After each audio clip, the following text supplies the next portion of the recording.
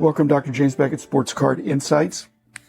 Thanks, sponsors, Beckett Media, Beckett Grading, Beckett Authentication, ComC.com, Burbank Sports Cards, Mike's Stadium Sports Cards, Heritage Auctions, Huggins & Scott Auctions, Panini, Upper Deck, and Topps.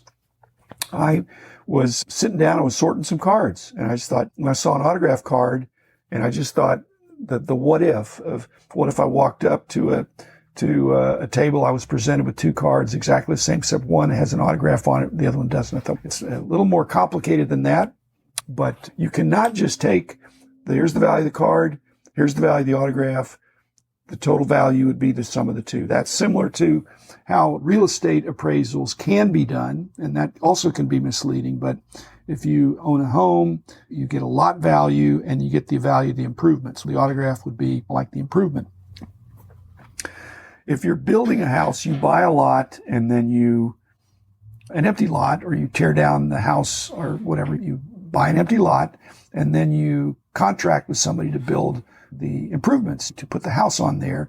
And then the value of that seemingly should be the sum of those two. But frequently it's not, because when somebody comes to buy that house, the improvements that you put are not the improvements that they wanted. They wanted 2-story and you did 1-story, or you did a California look instead of a Mediterranean look, or a East Coast Cape Cod look. You've got to find somebody. You're going to say, yeah, I got this money in the swimming pool. And they can say, I didn't want a swimming pool. So all improvements are not valued the same. The lot value, generally you can agree on that. What's that got to do with an autographed card? If the raw card, unautographed, is the lot, is the basic value, some people don't want the improvement of the autograph. They just think, I'd rather have without the autograph. I wasn't going so far in this episode in my discussion with myself that the autograph would be a negative, that it would devalue the card as much as it would not add value to the card, or that you would prefer having it without the autograph because you don't want that complicating factor. It's just they wouldn't want it. They only want raw cards that are clean. I'm talking from my own perspective. If the cards are the same, I generally bought the card with the autograph, and under certain circumstances, I wouldn't, but I lay that out. So just a little bit of a, not a rant, because I wasn't arguing with anybody, but I know this is a personal issue, and if you come see my wall, you're going to see a lot of autograph cards, some autograph rookie cards, but I like nice-looking autographs. Again, they've got to be authentic, but if I have a chance to get the same card, I'm generally going to get the one with the autograph. But again, realistically, the one that's not autographed is actually in better condition usually from vintage cards. The autograph card would be down a couple of grades because that's what I sent in or presented to the player, and that's what a lot of people did in those days. So it's not a fair deal. And so if it's worse condition, I might want the card that's the better condition without the autograph. Just a little bit of a numbers game, but each person's calculus is a little bit different based on how you evaluate the autograph. But I have lots of autograph cards of players where their personal signing fees are greater than the value of the card and the autograph, what I have for sale. I have the card for sale for less, the card and the hand-signed autograph. It's less than what the card would be if you took it to the show and stood in line and said, hey, will you autograph this for me? And they said it'll be $100. And you get the card already autographed for $100, but then you don't have the personal experience. So again, the math is different. It can be emotion as well as logic. So anyway, just listen to these thoughts. And if you got any questions or comments, feel free to send them to drjamesbeckett@gmail.com. And there's room for everybody in this hobby. Don't let people force you into collecting a certain way. Just enjoy. You got two cards in a showcase. The same card appear to be in exactly the same condition. So in every way, they are the same. The dealer has the same price. So you're looking at the showcase. You pull them out and you look at them. There's two of them, same condition, same price. They're not slabbed, but one of them has the player's name on the front and the other one doesn't. In terms of handwriting, hand signed by someone. This is the crux of the dilemma of hand autographed rookie cards. After the fact, some people would rather have the clean card without the autograph. Now, the other aspect that could be interesting is that some cards, especially if you look historically in the top sets, had facsimile autographs on the front. So if there's a facsimile autograph already on the front, I'm not counting that, there's also an ink autograph. Maybe it's Sharpie, maybe it's ballpoint pen, but does that even matter? First of all, I think there's a group of people who just say, I don't want the autograph, whether it's absolutely authentic or absolutely beautiful. I just want the card for the same price. I am in the camp of, if it's the same card in the same condition, but you get the bonus of an autograph. The autograph is a limited commodity. However many cards there are, there's not as many of them that are autographed. The players don't live forever. Would it matter if the player was already deceased? I think it would. If the player was deceased, I would generally pick up the autograph.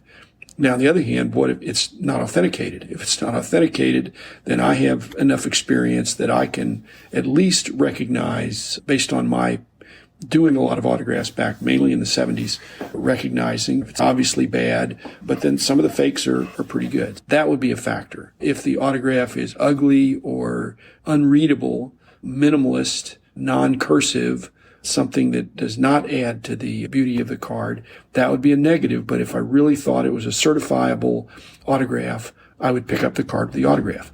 Now, if I knew it was a bad autograph, that's a problem, because how do you sell that later when it's an obviously bad autograph? I actually have some rookie cards that have autographs on the front that have been deemed to be bad. Actually, I have several of those, and some of them I would dispute with Jimmy Spence or Steve Grad, but others I think, yeah, they're right. Maybe they said they were inconclusive, but still, they wouldn't authenticate it. They wouldn't slab it. But would I knowingly buy the same card with a knowingly bad autograph? No, I would not. Unless it had some kind of other celebrity person that signed it and put some kind of inscription that made it a one-of-a-kind interesting card. But that's pretty unlikely. One other factor, which I did discuss with the BAS guys, is that what if again, the card is same condition, same price, but it has been authenticated. So there's an autograph on the front. It has been authenticated, and there's a little tiny sticker on the back by, let's say, JSA, or Fanatics has a little sticker as well. So what if there's a sticker on the back?